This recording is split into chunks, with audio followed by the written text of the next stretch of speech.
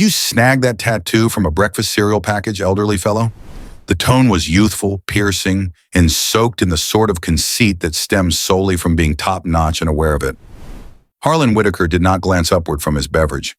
He was 81 years old, and the mere task of mixing 2 lumps of sugar into the murky fluid merited more of his focus than the duo of colossal figures looming above his seating area. He sensed their existence, the absolute bodily mass of them. They were large fellows sculpted from stone and assurance, dressed in everyday attire that poorly concealed their profession. The one who had uttered the words, a fellow with a rigid chin and gaze that overlooked nothing, bent ahead, pressing his hands onto the surface. His joints bore marks of injury. "I am addressing you." The marking he indicated with his jaw toward Harlan's left lower arm, which lay upon the battered plastic of the eatery countertop. There on the age-marked and creased flesh was a dim tattoo. It was a basic pattern, a bold ebony snake devouring its own end, and within the loop it created, a lone plain 5-pointed emblem. The strokes were broad, the pigment smeared by years. It appeared less like a boastful symbol and more like an overlooked sketch. "What regarding it?" Harlan's tone was gravelly, a deep murmur that appeared to require exertion from him. He eventually raised his stare, his eyes light azure and misty with maturity, contained a serene tranquility that appeared to unsettle the youthful specialist. The other fellow, more silent and with a reflective demeanor, prodded his companion. "Brock, drop it." Brock disregarded him. "I am simply inquisitive about what it is meant to represent. Some sort of motorcycle group thing." "Are you part of a group?" He grinned mockingly. "What is it named? The Senior Sippers?" The eatery, a snug spot called the Mixed Egg, merely a few miles from Fort Liberty, had been buzzing with the subdued morning meal crowd. Now a zone of quiet was spreading from Harlan's seating area. The server, Ellen, a lady in her 50s with an eternally weary yet compassionate expression, halted with a coffee container in her grasp. Frequent visitors who recognized Harlan, the reserved elderly gentleman who arrived for coffee and bread every Tuesday and Thursday, cast anxious looks at the 2 formidable fellows. Harlan took a leisurely drink of his coffee. He set the cup down with a firm hand. "It is merely something from ages past." "Ages past," Brock echoed, extending the phrases. "Did you serve?" "What? Were you a chef in the supply division? Perhaps handling documents in Saigon?" The disdain was dense enough to feel tangible. He was probing him, jabbing him, relishing the apparent authority imbalance. He and his associate were the forefront of the lance, the premier combat unit the globe had ever witnessed. This elderly fellow was merely an artifact, a fragment of breathing heritage that had neglected to disintegrate into powder. "Something similar," Harlan stated, his eyes wandering toward the glass as if the discussion was already a remote recollection. This enraged Brock. He anticipated deference, or at minimum a spark of apprehension. He was receiving nothing except serene apathy. "You are aware we dislike when individuals feign to be what they are not. It is termed appropriated honor. Individuals who were not present donning items they did not merit." He directed a sturdy digit at the tattoo once more. "That pigment on your limb, I have never observed it. Not in any volume, not in any group. And believe me, I am familiar with them all." The second specialist, Javier, eventually voiced, his tone subdued. "He is not asserting anything, buddy. We are on break. Simply allow him to consume his coffee." "No," Brock retorted sharply, his attention fixed on Harlan. "I desire to learn. I desire to listen to the conflict tale that accompanies your 50-cent tattoo." "What does it signify, elderly fellow?" Harlan's stare returned from the glass and fixed on Brock's countenance. It was not a defiant glance. It was a glance of deep, profound exhaustion, as if he were perceiving not merely this conceited youthful fellow, but an extended sequence of them extending backward through eras. "It signifies something," Harlan stated, his tone scarcely audible to the individuals it is intended for. Brock chuckled, a rough yelping noise. "That is it? That is all you possess?" He bent nearer, his tone falling to a secretive murmur. "I believe you are full of nonsense. I believe you passed your conflict removing skins from vegetables, and you obtained that item completed in some rear passage establishment in Fayetteville to captivate ladies. The insolence was a tangible entity now. It lingered in the atmosphere, dense and bitter. Ellen, the server, set the coffee container down with a distinct clatter. The chef in the rear had ceased turning flapjacks. The subdued whisper of the eatery had entirely ceased. Everyone was observing. Brock stood tall, an expression of complacent contentment on his countenance. He had triumphed. He had shattered the elderly fellow's quiet, even if he had not obtained the response he desired. He pivoted to Javier. Observe, nothing, merely another imposter. As he uttered, he committed his ultimate grave error. He extended and casually wrapped his digit on Harlan's tattoo. The contact was gentle, nearly informal, but for Harlan it was akin to a bolt of electricity. The aroma of outdated coffee and pork fat in the eatery disappeared, substituted instantly by the dense metallic odor of blood and damp soil. The noise of dishes transformed into the far-off, rhythmic thump, thump, thump of Huey blades. He was not in a plastic seating area anymore. He was hunched in a moist, three-layer forest canopy, precipitation falling from the enormous foliage around him. A youthful fellow's hand, slippery with dirt, was on his shoulder, a murmured voice in his ear. "Remain with me, Pat. Simply remain with me." He recalled the burst of an improvised needle, a fragment of bamboo immersed in a blend of explosive powder and pigment. It was performed in quiet in a concealed encampment, deep in a nation they were not supposed to be in. An agreement formed between the 5 remaining members of an operation that had formerly never occurred. The snake consuming its tail. The loop. The infinity of their conflict. The emblem in the center. Them. The 5 tips of an isolated grouping in the obscured heavens. It was not an ornament.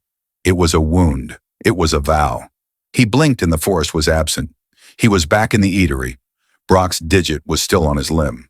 Harlan gradually withdrew his limb, his demeanor unaltered, but something within him had altered. The calm exterior stayed, but underneath it, an archaic current had shifted. While Brock was reveling, savoring his display for the mute eatery, Ellen, the server, was already advancing. She had witnessed sufficient. Harlan Whitaker was more than a patron. He was a staple, a reserved, mild spirit who always inquired about her grandchildren's well-being and left a gratuity that was much too lavish for a solitary cup of coffee.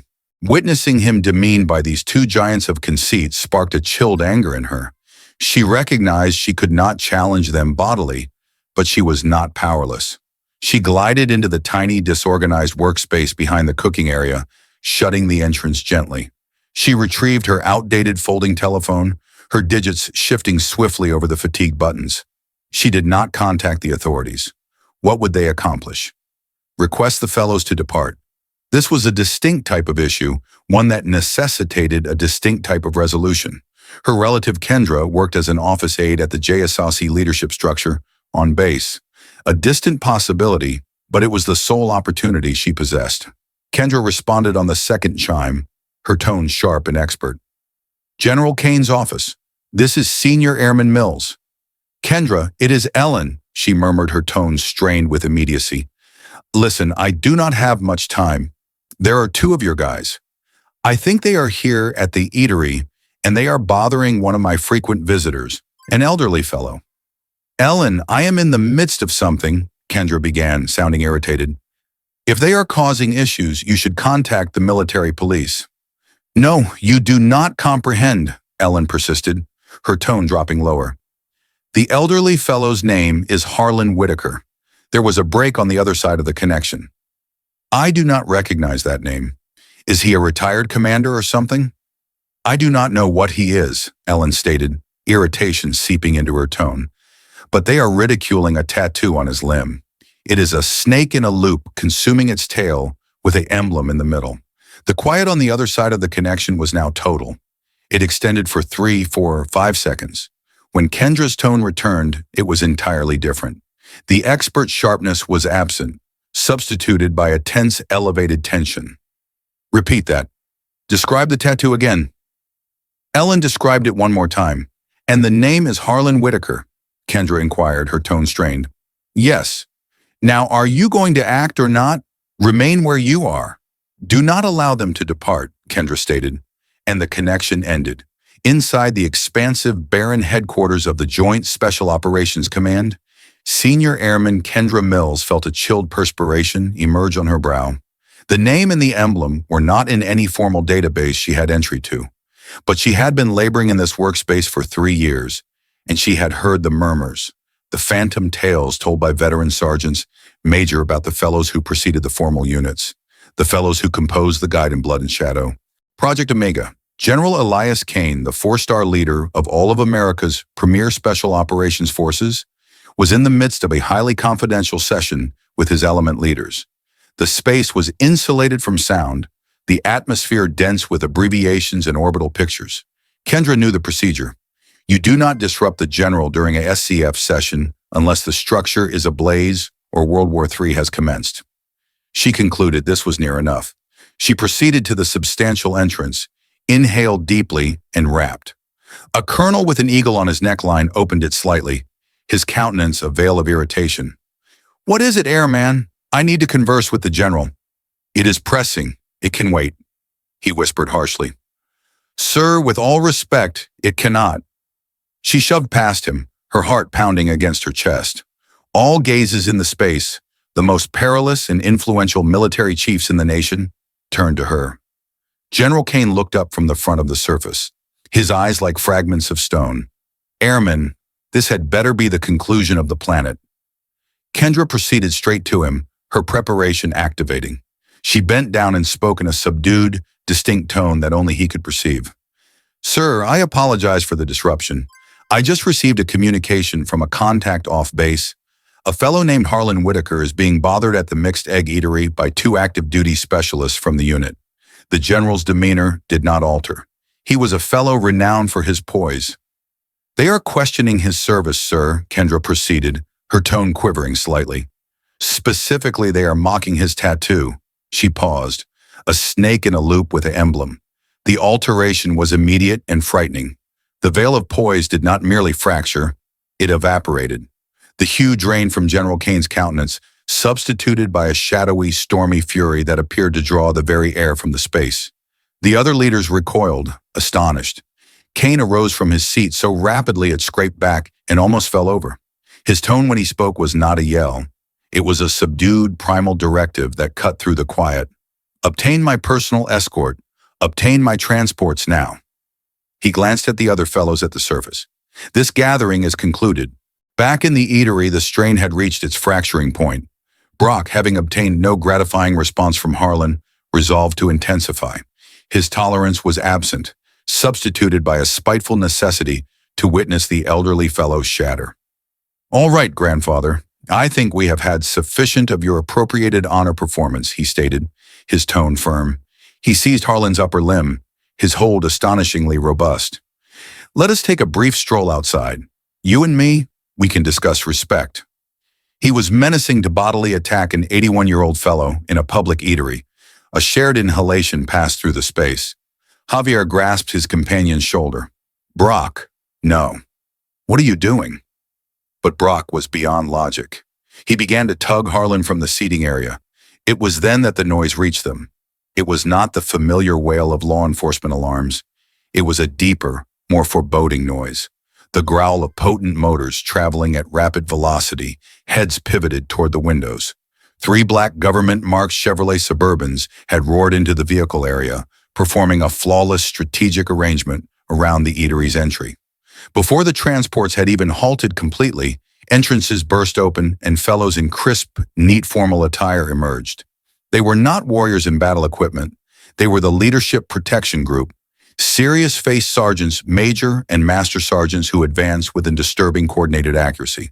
They established a boundary, their gazes examining everything, their existence converting a basic eatery into an elevated security area. Brock and Javier halted. They identified the transports. They identified the primary NCO of the protection group. Their blood chilled. The conceit and bravado drained from Brock's countenance, substituted by unhealthy, pale bewilderment, and the initial frozen strands of pure fear. The rear entrance of the primary Suburban opened. Out stepped General Elias Kaine. The 4 silver emblems on his neckline sparkled in the morning sunlight. He did not glance at anyone. His eyes, blazing with a chilled, managed flame, were fastened on the eatery's front entrance. He advanced toward it, his group following silently behind him. The chime above the eatery entrance rang softly as the general entered. The space was so quiet that the noise was like a firearm discharge. He occupied the doorway, his existence drawing all the atmosphere from the small area. He ignored the astonished specialists. He ignored the staring patrons. His gaze swept the space and located the fellow in the seating area. He proceeded directly to Harlan Whitaker. He halted, his shining black footwear inches from the surface. Brock still had his hand on Harlan's limb. The general's eyes flicked down to that hand, and the glance in them was so poisonous that Brock yanked his hand back as if he had been scorched. Then General Kaine did something that no one in that eatery could have ever foreseen. He clicked his heels together, his spine straight as a rod in the oily spoon eatery, encircled by the aroma of pork and coffee. The highest-ranking special specialist in the United States military snapped to the sharpest, most deep position of attention and delivered a flawless, standard salute to the fragile, reserved elderly fellow in the seating area. Time appeared to halt. After an extended moment, the general lowered his hand. His tone, when he spoke, was dense with a feeling no one had ever heard from him before. "Harlan, it has been too extended." Harlan looked up at him and a faint, sorrowful grin touched his lips. "Elias, you became aged." General Kaine permitted himself a small, somber grin. He then directed his attention to the two specialists who appeared as if they were about to become bodily unwell. His eyes were frozen voids. "You," he stated to Brock, "you questioned this fellow. You questioned his tattoo." Brock could only manage a strangled, faltering noise. The general did not await a response. With gradual, intentional movements, he unfastened the fastening of his right sleeve. He rolled it up his lower arm, past the wrist, past a braid, costly timepiece. And there, on the flesh of the four-star general, was the precise same tattoo, the snake consuming its own tail, the five-pointed emblem. His was more recent, the strokes clearer, but it was an identical duplicate to the dim pigment on Harlan Whitaker's limb. A surge of astonishment rippled through the eatery. "Allow me to inform you who you were conversing with," the general stated, his tone subdued and perilous, yet audible enough for everyone to perceive. "This is Harlan Whitaker. Before there was a SEAL Team 6, before there was a Delta Force, there was a small number of fellows dispatched into the obscurity to perform the unattainable. They were termed Project Omega. They were phantoms. Their operations were never documented. Their names were never uttered. This fellow and four others were the establishing members of the very custom you believe you embody." He took a step nearer to Brock and Javier, his tone dropping even further. "In 1968, on an operation so secret it's still obscured in every record, his group was exposed deep inside Laos. They were pursued for 3 weeks by 3 complete battalions. Harlan Whitaker carried an injured comrade, me, when I was a youthful lieutenant, on his back for the final 2 days through marshes and adversary scouts to reach the removal point. Of the 5 fellows who bore this mark, only 2 are living today. You are viewing both of them." He permitted that to absorb. The burden of his words settled over the space, crushing Brock and Javier beneath them.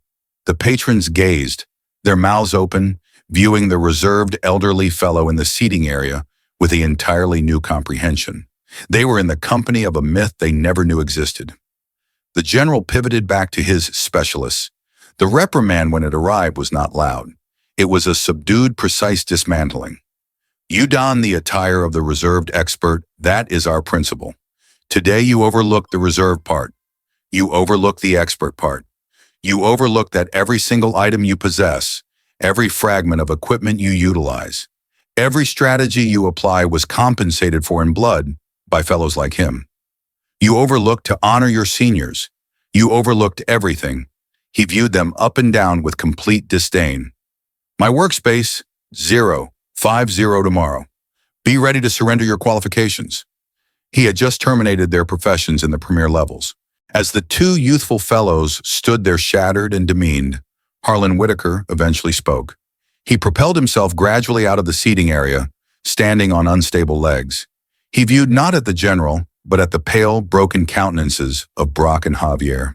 His tone was gentle, lacking wrath or victory. The tattoo does not create the fellow, he stated, his light azure eyes holding theirs. The fellow creates the tattoo signifies something. All this, he indicated vaguely at the general. The attires, the specialists, it arrives and departs. But your personality, young man, that is the only item you truly possess. Attempt not to misplace it. With that, he viewed at his old companion. Purchase me a coffee, Elias. It has been a while. As General Kaine placed a stabilizing hand on Harlan's shoulder, a final transient vision flourished in Harlan's thoughts, not of the forest, but of a reserved moment afterward. A improvised medical station, a much younger Elias Kaine, his limb wrapped, grimacing as Harlan himself, his hands firm, applied the final details to the fresh tattoo on the lieutenant's limb with that same bamboo needle. He recalled his own words from that day a half-century ago. It is a vow to recall the ones who are not here and to never ever surrender. Now you are one of us for life. The consequences from the event at the Mixed Egg was rapid and resolute. General Kaine did not merely punish Brock and Javier. He perceived an indication of a greater ailment, an era of combatants who were so concentrated on the current that they had overlooked their history. Within a month, he established a new required segment of training for every single special operations applicant. It was named Legacy, and it was a thorough exploration into the background and ancestry of their silent vocation. The sessions were not instructed by active duty teachers, but by an alternating list of verified veterans from Vietnam, Grenada, and Panama, fellows like Harlan Whitaker, who were transported in to converse directly to the youthful applicants to impart their tales and convey the teachings that could only be acquired through time and forfeit. Brock and Javier were not shamefully released. General Kaine believed that would be too simple. Instead, they were relocated. They became the permanent office personnel for the new Legacy Initiative, accountable for arranging journeys, preparing learning spaces, and guaranteeing the veteran presenters had everything they required. For the next 3 years, their responsibility was to assist the very fellows they had once neglected to honor. Compelled to heed the same tales of reserved, modest heroism day after day, it was a subtle but deep form of atonement. About a year later, Harlan was in a nearby equipment shop searching for a particular kind of fastener for his old grass cutter. He was strolling down a passageway when a youthful fellow in a basic Army fitness training attire respectfully cleared his throat. It was Brock. He was slimmer, the conceit absent from his eyes substituted by a reserved modesty. Sir, he started, his tone uncertain. Mr. Whitaker, I do not know if you recall me. I recall, Harlan stated simply, his gaze firm. Brock swallowed difficultly. I just desired to express what I did that day was inexcusable. There is no justification. I was conceited and I was incorrect. I am sorry for everything. There was no magnificent address, no theatrical appeal for pardon. It was just a basic, sincere confession. Harlan viewed at him for an extended moment, then extended his hand. Brock accepted it and was astonished by the power in the elderly fellow's grasp. We all have things to acquire, young man, Harlan stated, his tone the same subdued murmur it always was. The essential thing is that you just continue acquiring. He provided a small affirmation, then pivoted back to the container of fasteners. The discussion for him already concluded. The reserve champions stroll among us every day. If you were touched by Harlan Whitaker's tale of poise and bravery, please approve this recording, join BR Veteran Stories for more tales, and distribute it with someone who needs to perceive it. We will see you in the next